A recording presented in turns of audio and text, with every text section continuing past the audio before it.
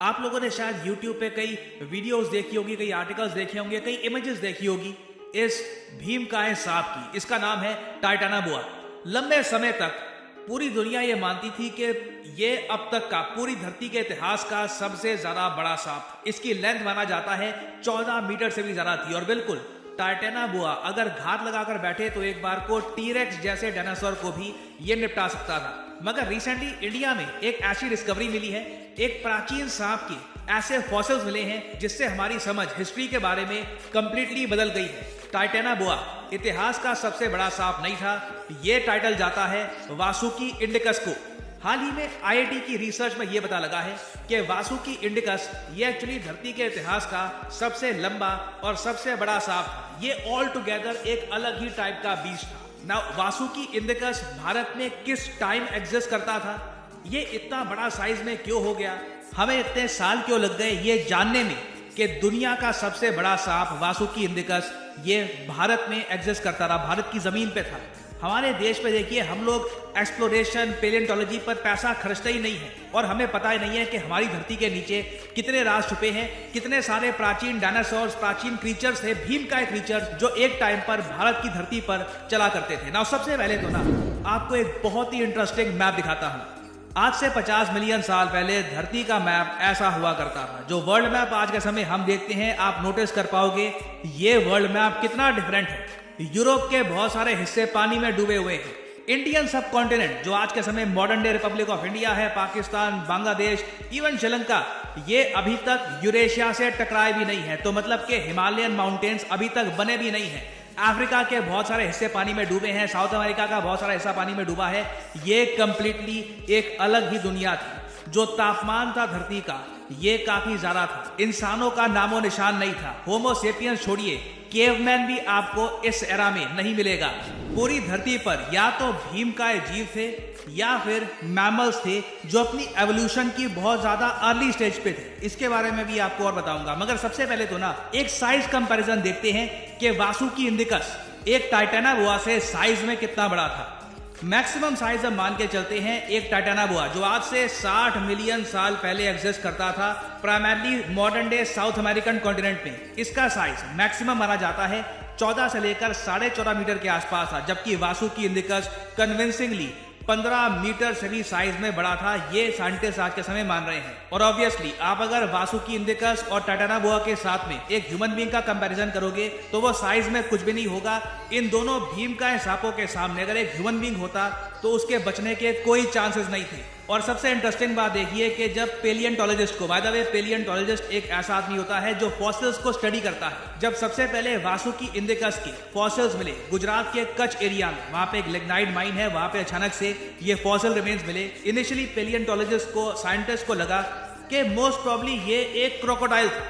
एक क्रोकोडाइल ही होगा क्योंकि जो साइज था हड्डियों का, साइंटिस्ट पेलियोंटोलॉजिस्ट इमेजिन नहीं कर पा रहे थे कि एक सांप इतना बड़ा हो सकता है साइज में। क्योंकि अगर ये एक सांप होता तो इसका साइज डेफिनेटली टाइटानाबुआ से भी बड़ा होता।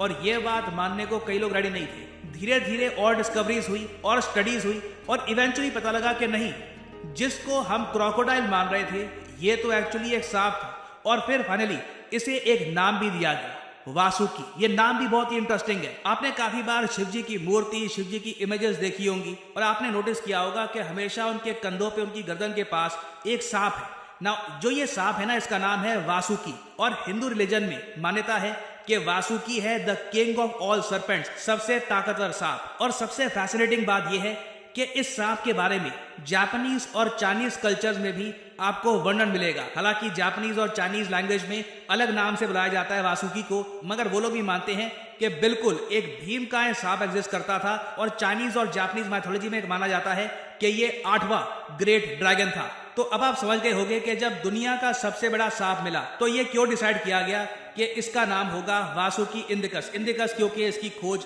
भारत में हुई है। और जितना इस प्राचीन क्रीचर की फॉसिल्स को स्टडी किया गया है, हमें यह भी पता लगा है कि इसके अटैक करने का तरीका मॉडर्न डे एनाकोंडा जैसा हुआ होगा। इतना बड़ा शरीर लेकर मोस्ट प्रॉब्ली ये फास्ट अटैक्स तो करता नहीं होगा, ये घात लगा के बैठता होगा। और जिस तरीके से एनाकोंडा बस वेट करता है अपने प्रे का, जैसे ही प्रे पास आता है इमीडिएटली अपनी कंप्लीट स्ट्रेंथ से उसको मार देता है, सेम टाइप का ही अटैक वासुकी इंडिकस भी करता होगा। और अगर यहाँ पे आपका सवाल यह है कि क्या वासुकी इंडिकस ने कभी टायरानोसोरस रेक्स या फिर किसी बड़े डायनासोर को मारा होगा, देखो यहाँ पे एक बात मैं क्लियर कर दूं, बिल्कुल YouTube पर और जगह हम लोग एंटरटेनमेंट के लिए काफी बार इमेजिनेशन के हिसाब से सिनेरियो बनाते हैं कि जी एक टायरानोसोरस रेक्स अगर लड़ता एक टाइटानाबोआ से या फिर किसी और डायनासोर से तो क्या रिजल्ट होता। आपने देखा होगा, लोगों को काफी मजा आता है देखने में, काफी मूवीज भी बनती है इसको लेकर, Jurassic park for example. But in reality हमें यहाँ पर एक बात समझनी होगी, डायनासोर्स पूरी धरती से एक्सटेंट हो गए थे 66 से लेकर 69 मिलियन साल पहले, और वासुकी इंडिकस की जो फॉसिल्स मिली हैं ये माना जा रहा है कि करीब 47-48 मिलियन साल पुरानी है। तो नहीं, मोस्ट प्रोबेबली वासुकी इंडिकस ने किसी डायनासोर को देखा भी नहीं होगा। अगर जो कंटेम्पररी टाइमलाइन है इसको अगर हम फॉलो करें तो यही निष्कर्ष निकलता है। अब अगला सवाल आपका ये होगा कि अगर वासुकी इंडिकस के टाइम में डायनासोर्स थे ही नहीं तो ये साइज में इतना बड़ा कैसे हो गया? वेल, इसके कई रीजन है। सबसे बड़ा रीजन तो मैं कहूंगा द रोल ऑफ क्लाइमेट। सांप कोल्ड ब्लडेड क्रीचर्स होते हैं, उन्हें एनवायरनमेंट से गर्मी चाहिए होती है सर्वाइव करने के लिए। आपने नोटिस किया होगा सांप आपको एंटार्क्टिका आर्टिक के आसपास नहीं मिलेंगे, यूजुअली सांप वार्मर क्लाइमेट में ही मिलते हैं। और सिंस धरती का तापमान उस वक्त काफी ज्यादा था तो बाय डिफॉल्ट इस स्पीसीज का जो मेटाबॉलिज्म है इसने ऐसी एडजस्टमेंट कर ली कि साइज लगातार इस स्पीसीज का बढ़ता गया। और साथ ही साथ मुझे ये भी ऐड करना पड़ेगा, सिंस धरती पर उस वक्त कोई बड़े डायनासोर थे नहीं तो वासुकी इंडिकस अल्फा स्पीसीज थी।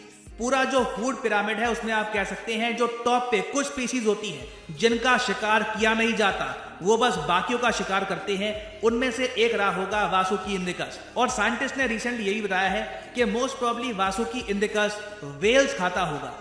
आज के समय जो मॉडर्न डे भीमकाय वेल्स हैं वो नहीं, वेल्स इनिशियली कुछ हद तक ऐसी दिखा करती थी। 50 मिलियन साल पहले ये था अर्ली फॉर्म वेल्स का, धीरे धीरे इवॉल्व करके वेल्स एक कंप्लीटली एक्वाटिक स्पीसीज बन गई। और इंटरेस्टिंगली जो मॉडर्न डे वेल्स हैं इनकी जो शुरुआत है ये मॉडर्न डे इंडिया पाकिस्तान का जो रीजन है यहीं पर हुई थी। तो आप सोच कर देखिए वासुकी इंडिकस के लिए सिचुएशन कितनी फेवरेबल रही होगी। इसका शिकार करने वाला कोई है नहीं, आसपास जो भी मैमल्स हैं जो भी क्रीचर्स हैं साइज में इससे काफी छोटे हैं, तो फूड की कोई कमी नहीं थी, क्लाइमेट इसके पक्ष में था, तो साइज में ये लगातार बड़ा होता गया। और अगर यहाँ पे आपका सवाल है कि वासुकी इंडिकस विलुप्त कैसे हुआ, देखिए स्पीसीज आती हैं और काफी बार एक्सटेंट हो जाती हैं कई कारणों की वजह से, क्लाइमेट में कुछ बदलाव हो गए। और उसके अलावा खैर हमें यह भी समझना होगा कि बहुत ही जल्द जिस जगह पे वासुकी इंडिकस था, जिस कॉन्टिनेंट पे वासुकी इंडिकस था, ये कॉन्टिनेंट टकराने वाला था यूरेशियन कॉन्टिनेंट से।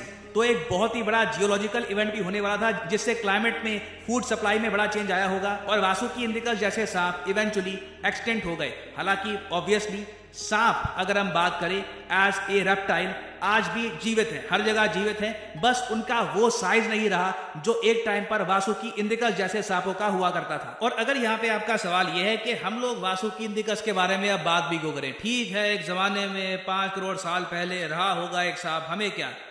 देखिए ये आज के समय एक इंडस्ट्री है जो हम टैप नहीं कर रहे। आज के समय पूरी दुनिया, यूरोप, यूएस, चाइना, जापान, हर जगह लेख लिखे जा रहे हैं वासुकी इंडिकस के बारे में। यहाँ पे आप देख पाओगे CNN वर्ल्ड का आर्टिकल है, colossal pre historic snake discovered in India. पूरी दुनिया बात कर रही है कि टाइटानाबोआ से भी बड़ा सांप इंडिया में मिला है। इससे देखिए टूरिज्म इकट्ठा होता है। कई देश है दुनिया भर में जिन्होंने डायनासोर टूरिज्म की इंडस्ट्री बना रखी है। यूएसए इसका प्राइम एग्जांपल है। यूएसए में कहीं भी डायनासोर की फॉसिल्स मिलती हैं, ये लोग एक पूरा म्यूजियम खड़ा कर देते हैं, म्यूजियम में टूरिस्ट आते हैं, विजिटर्स आते हैं, रेवेन्यू होता है जनरेट। इंडिया में भी मैं आपको बता दूं कई हमारे छोटे शहर हैं, गांव हैं, अगर वहां पे डिस्कवरी होती है एक डायनासोर की या फिर वासुकी इंडिकस जैसे एक प्राचीन क्रीचर की, तो इस डिस्कवरी मात्र से ही उस पूरे क्षेत्र की इकोनॉमी पर एक बड़ा इंपैक्ट आ सकता है। आप वहां पे म्यूजियम बनाओ, आप वहां पर पेलियंटोलॉजिस्ट को इनवाइट करो, उनके रहने के लिए होटल्स वहां पे होने चाहिए, स्टडी करने के लिए प्रॉपर जगह होनी चाहिए। आप देखोगे दुनिया भर से लोग भारत में आएंगे, पैसा खर्चेंगे इंडिया में, और इंडिया का नाम भी फेमस होगा as an important destination for palaeontologist. क्योंकि याद रखिएगा इंडिया में अभी डिस्कवरी हुई ही नहीं है, हमने अभी तक प्रॉपरली अपने देश की धरती को खोदा ही नहीं है, हमें पता ही नहीं है कि कौन कौन सी मिस्ट्रीज दबी हुई हैं, कौन कौन से प्राचीन डायनासोर्स यहाँ पे थे, कौन कौन से प्राचीन क्रीचर्स थे जिनके बारे में शायद पूरी दुनिया को अभी आइडिया ही नहीं है। तो ये एक अनटैप्ड इंडस्ट्री है, हमें डेफिनेटली इसमें टैप करना चाहिए और इससे millions perhaps billions of dollars का लॉन्ग टर्म में फायदा होगा हमारे देश को। इसलिए मैं यहाँ पे आपसे सवाल पूछूंगा कि जो ये टर्म है डायनासोर, या फिर उस वक्त 1842 में इसको कहा जाता था डायनासोरिया, ये टर्म किसने सबसे पहले बनाई थी? ये है यहाँ पे आपकी option Alfred Russel Wallace, option B Richard Owen, option C Mary Stuart, या फिर option D Charles Darwin. Comment section में करिए उत्तर। जो लोग सही आंसर देंगे उनकी कमेंट को मैं हार्ट दे दूंगा ताकि बाकी लोग समझ पाएं कि सही उत्तर